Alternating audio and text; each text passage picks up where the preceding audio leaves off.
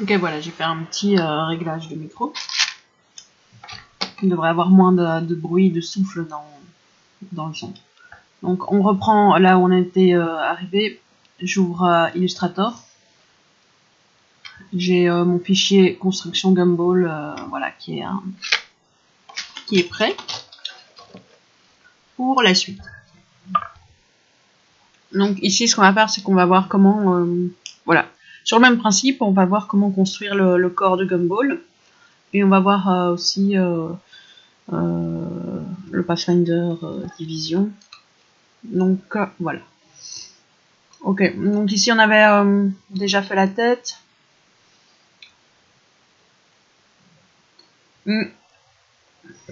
Voilà, j'affiche mes calques. J'ai le calque tête, je vais le verrouiller pour pas y toucher pour l'instant. Et je vais créer un nouveau calque que je vais appeler corps. Voilà. Ok. Donc ici, ben voilà, c'est le même principe. Pour le corps, ben voilà, on va créer des formes simples. Donc par exemple ici, on va créer un rectangle. Voilà. Hop, vous voyez ici, j'ai la couleur de fond noir, mais je vais l'enlever. Hop, en appuyant sur le petit rectangle ici, le petit carré ici. Hop. Je n'ai besoin que d'une couleur de contour et on va garder le blanc. Voilà, donc je vais bouger les points avec ma flèche blanche. Ok, hop. Voilà, hop. Ici, je peux un peu dépasser, c'est pas grave. Voilà, vous voyez, je dépasse ici, je vais... Voilà, je vais même jusque là, c'est pas très grave, on peut arranger ça après. Alors, voilà, j'ai fait le corps, le buste. Maintenant, on va prendre une ellipse pour faire... Voilà, pour faire le bas, le ventre. Donc, toujours barre d'espace en traçant pour pouvoir bouger la forme. Ensuite, je prends ma flèche de sélection directe, je clique à côté dans le vide et je bouge les points ainsi que les tangentes pour donner la forme adéquate. Voilà, je vais zoomer un peu. Voilà, ici, voilà. Donc tant que ce qui est visible épouse bien la forme, c'est ce qui compte. Donc ici, hop, on va faire un peu comme ça, voilà.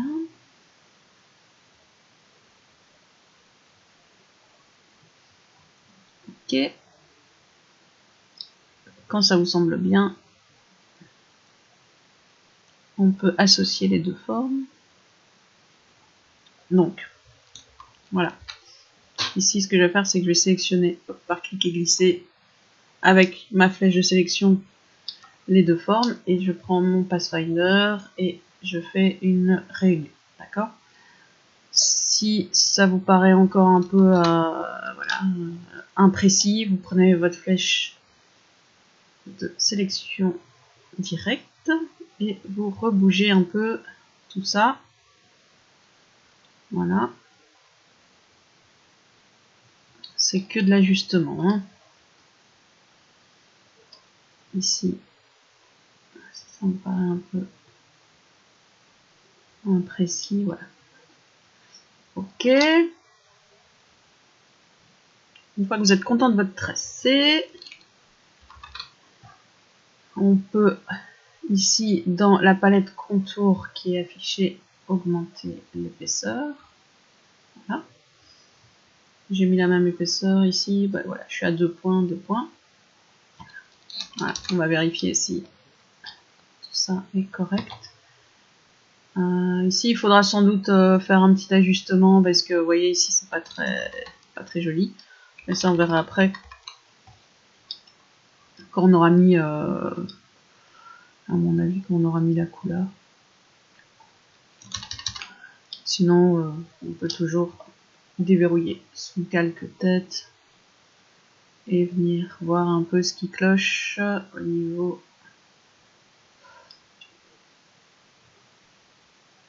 Voilà, à mon avis, pas assez bien. Voilà. Ok. C'est mieux. Voilà. On peut le faire avant la couleur. C'est mieux peut-être. Ok, voilà. Pour le bras, eh bien, on va prendre... voilà. Moi, je vais prendre une ellipse. Voilà. Le bras, on va en faire qu'un. Et on va le dupliquer. Ok. Voilà. Une ellipse.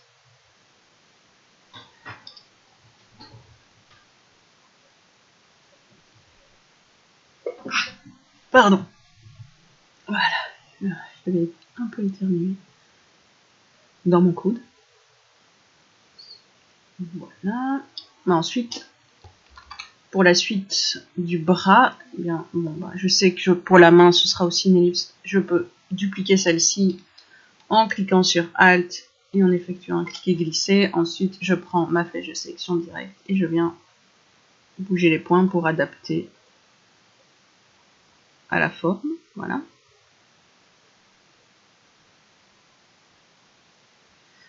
De gumball. Ici, il voilà, faut que ce soit une courbe harmonieuse.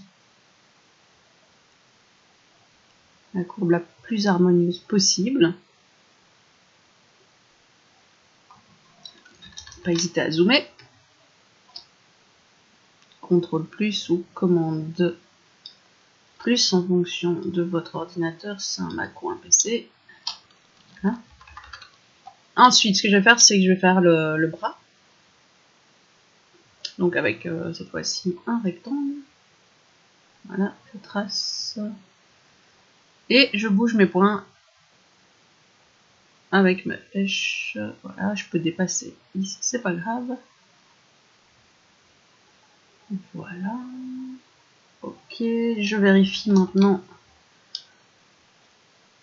Voilà, ici ça a l'air bien. J'ai pas de petites formes qui dépassent. Par contre, ici il faut que je fasse quelque chose. Parce que c'est pas.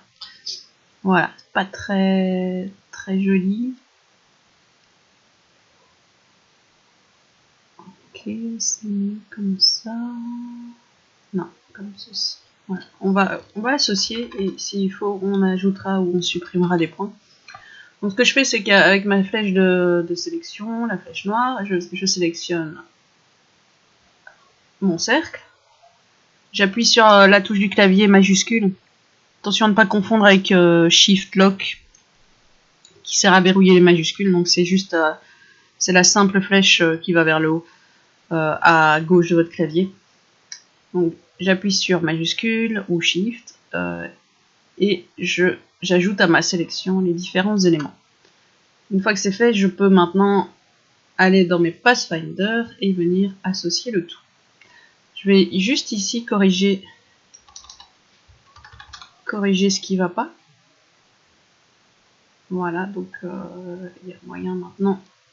Je zoome bien et avec ma flèche de sélection directe, je viens bouger les différents points.